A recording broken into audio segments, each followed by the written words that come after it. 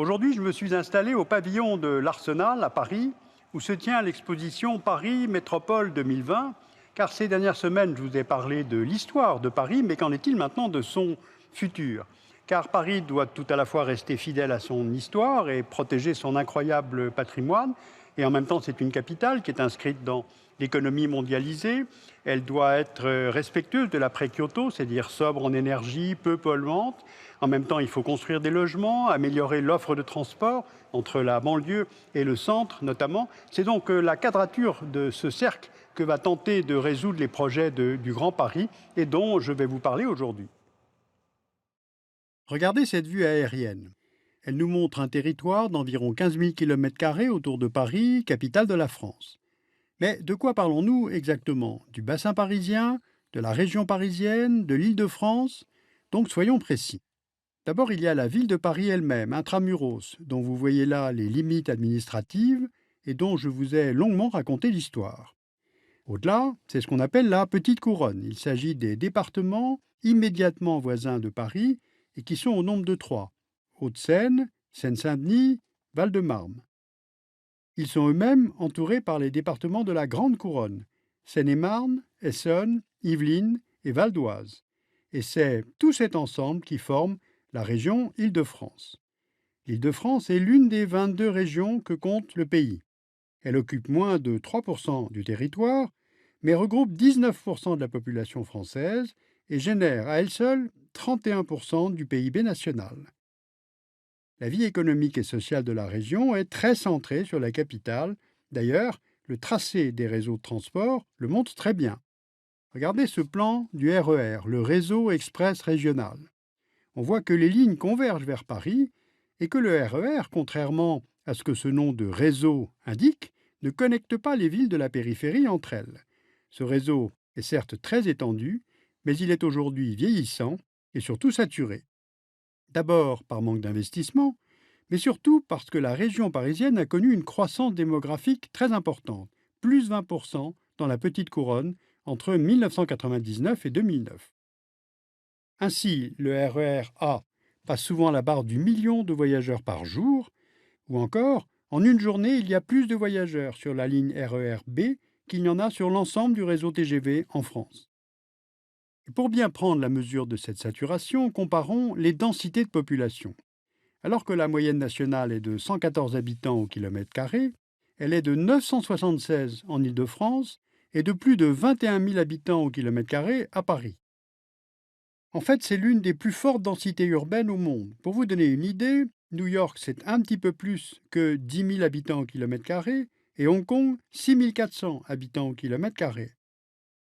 Et l'une des explications de cette densité, c'est la faible superficie de Paris. La ville intramuros fait 105 km², ce qui est peu comparé à Berlin, Rome ou encore Londres, qui est 15 fois plus vaste, même si les contours administratifs sont différents.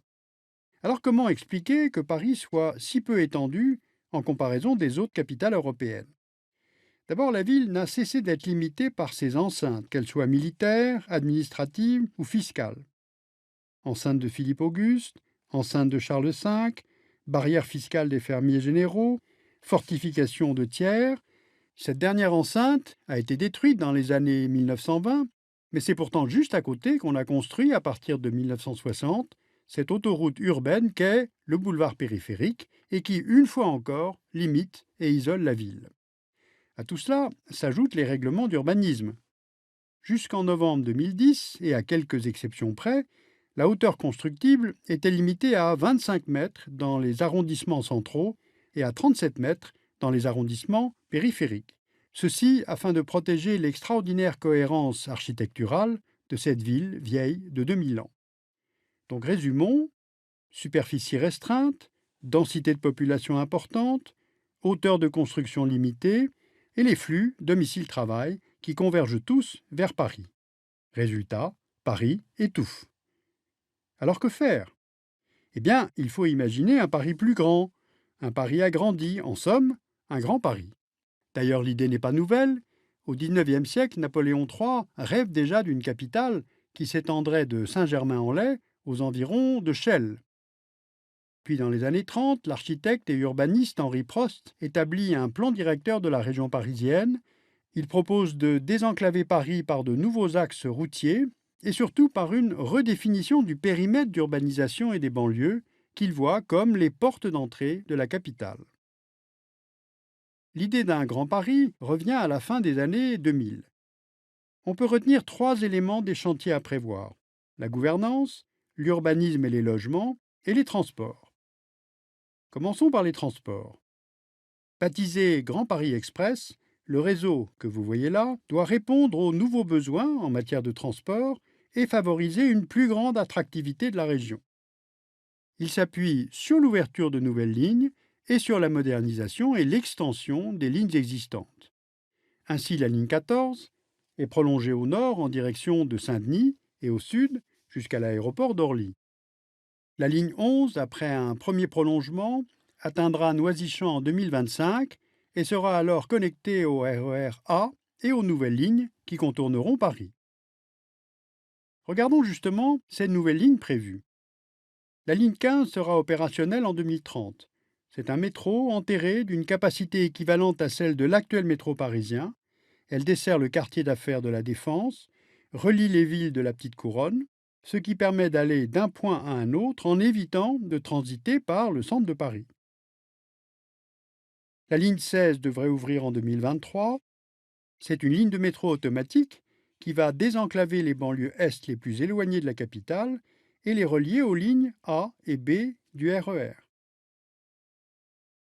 La ligne 17, prévue à l'horizon 2027, doit connecter les aéroports de Roissy-Charles de Gaulle et du Bourget et ainsi permettre la desserte vers Paris. Et pour finir, la ligne 18.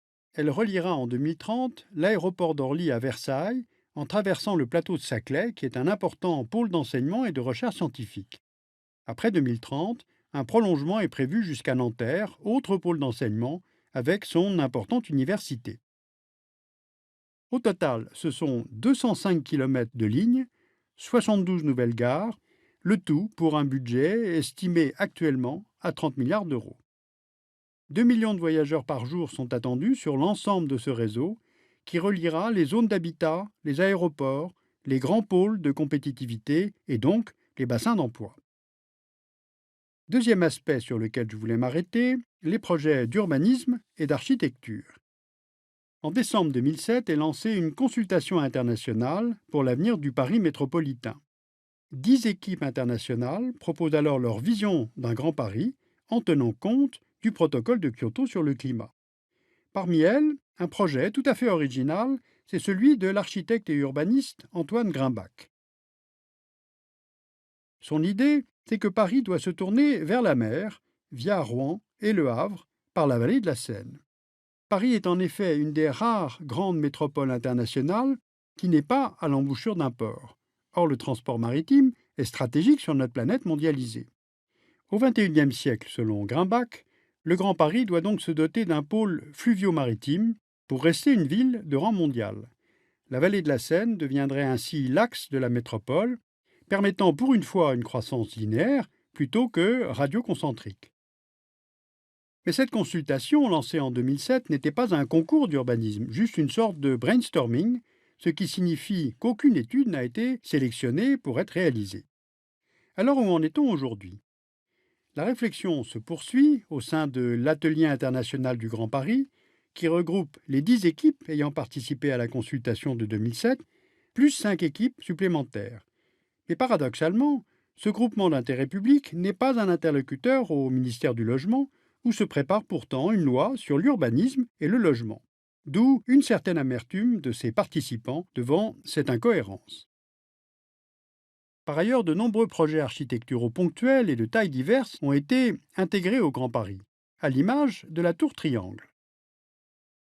Haute de 180 mètres, elle sera au cœur du parc des expositions de la Porte de Versailles, et avec ses 42 étages, elle devrait transformer le parc des expositions en un ensemble tertiaire reconnu à l'échelle internationale. Les travaux pourraient commencer en 2013, mais un collectif de riverains s'oppose au projet, ce qui pourrait repousser l'échéance. D'autres projets sont en cours de réalisation, comme la restructuration du site des Halles dans le premier arrondissement de Paris. En fait, le Grand Paris, c'est plus de 600 projets de toutes sortes et vous pourrez mieux les découvrir en venant au pavillon de l'Arsenal. Vous pourrez manipuler cette très grande maquette numérique qui est là dans mon dos et qui porte sur l'avenir de la capitale de la France. En fait, si on résume les grandes problématiques, d'abord Paris a besoin de plus de logements. Il faut améliorer l'offre de transport entre banlieues et entre les banlieues et le Paris-Centre, alors que Paris Intramuros a très bien réussi à réduire la place de l'automobile, et franchement, tant mieux. Construire plus de logements, et puis il y a aussi les problèmes de cohérence, de gouvernance, de coordination, car nos millefeuilles institutionnels créent des rivalités entre les communes, la ville, la région, l'État, et cela entraîne évidemment un certain nombre de déperditions et de pertes d'efficacité. Donc, est-ce que toutes ces institutions sont prêtes à se doter d'un outil de gouvernance plus ou moins commun? Et puis, il y a la question de l'urbanisme, car avec la désindustrialisation qui s'est achevée dans la douleur, la crise des banlieues, la crise de l'environnement et de l'énergie, comment retisser les liens autour de Paris et dans Paris? La capitale de la France peine à urbanistiquement, institutionnellement, socialement et donc mentalement à dépasser cette coupure, cette frontière que forme le boulevard périphérique. Si vous voulez en savoir plus, je vous invite à aller sur le site du Dessous des cartes. Nous avons regroupé tous les livres et tous les liens que nous avons consultés pour préparer ce dossier passionnant.